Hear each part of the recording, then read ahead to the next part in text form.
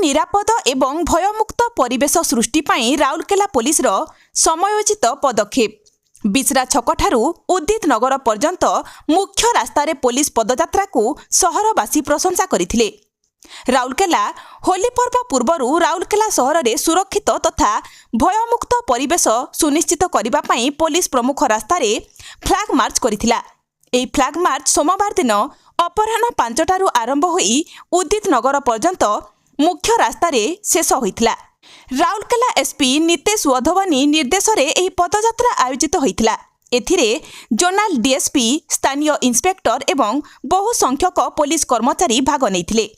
सिपाही हातरे पताका और ब्यानर धरी मार्गरे यात्रा करी सहरवासी मध्यरे सुरक्षा एवं सचेतनतार वार्ता बांटिथिले।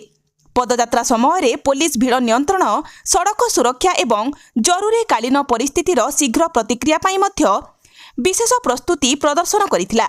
एही पदक्षेप देखिबा परे सहरर लोकमाने उत्साहित एवं संतुष्ट देखा जाउथिले। अनेक स्थान रे यात्री एवं दोकानी माने पुलिस कर्मचारी को स्वागत करथिले एवं एही पदक्षेप को प्रशंसा करथिले।